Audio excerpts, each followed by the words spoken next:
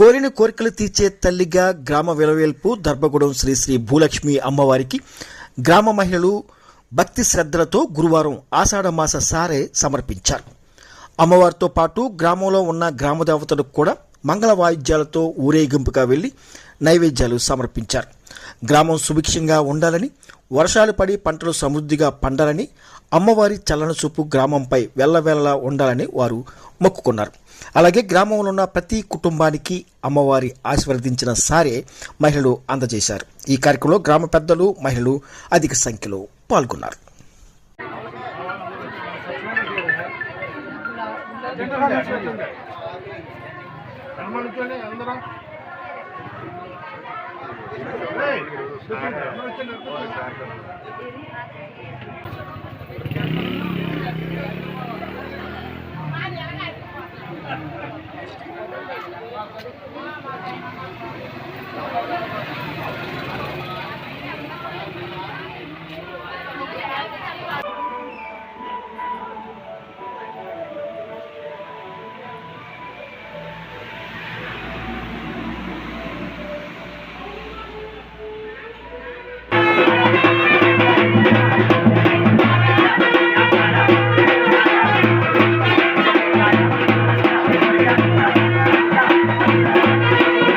మహాగణాధిపతి నమః.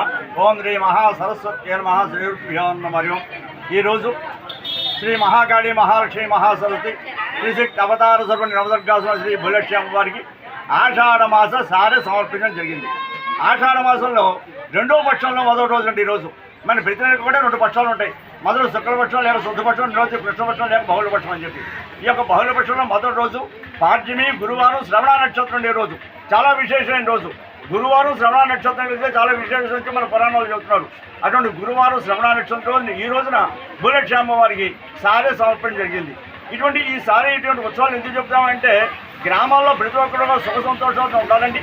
గ్రామంతో కూడా పాడి పంటలతో అందరూ కూడా సంతోషంగా, ఆరోగ్యంగా, ఐకమత్యంగా ఉండాలని చెప్పి ఇటువంటి గ్రామోత్సవాలు చెప్పడం జరుగుతూ ఉంటుంది.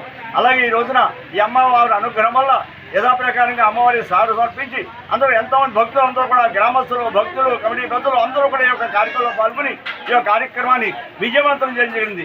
గురువారం నాడు శ్రవణ నక్షత్రంలో చక్కగా వర్షం రావడం కూడా శుభయుక్తం. ఏం చేద్దంటే మన పురాణాలు చదివి ఎవరు చెప్పనివి గురువారం కనుక వర్షంలో తడిస్తే అంటే గురువారం పెరుగుతుందట.